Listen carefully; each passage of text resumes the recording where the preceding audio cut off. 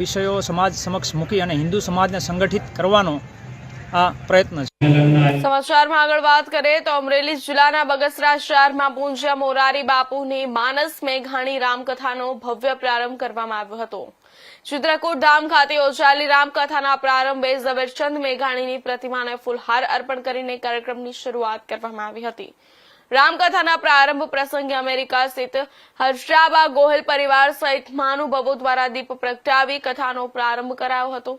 આ પ્રસંગે દિલીપ સાંગાણી, પરસોત્તમ રૂપાલા અને મહેશ કસવાલા સહિત અનેક રાજકીય અને સામાજિક આગેવાનો ઉપસ્થિત રહ્યા હતા।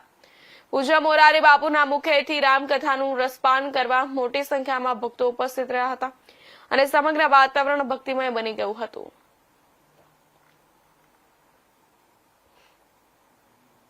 ઝવેરચંદ મેઘાણીનો પૌત્ર મહાત્મા ગાંધીએ જેમને રાષ્ટ્રીય શાયરના ગૌરવપૂર્ણ બિરુદથી નવાજેલા તેવા સાહિત્યકાર, લોક સાહિત્યના સંશોધક, પત્રકાર અને સ્વાતંત્ર્ય સેનાની ઝવેરચંદ મેઘાણીના વડવાઓનું વતન તે અમરેલી જિલ્લાનું બગસરા।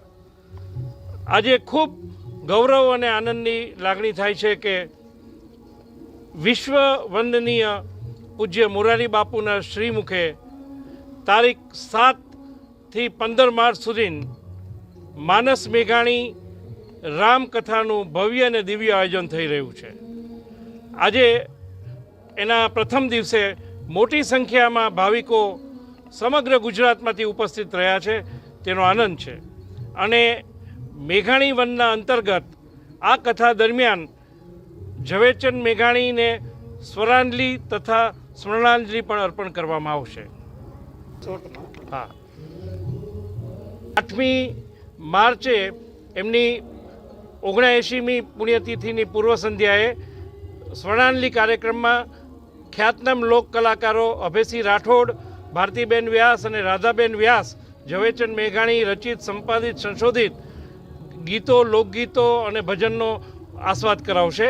જ્યારે 14મી માર્ચે એક ગોષ્ઠી રાખી છે જેમાં વિદ્વાન વક્તાઓ શ્રી રૂપાલાજી, વીએસ ગઢવી, વિનોદભાઈ જોશી, લલિત ખંભાઈતા અને જ્વલંતભાઈ છાયા ઝવેરચંદ મેઘાણી વિશે રસપ્રદ।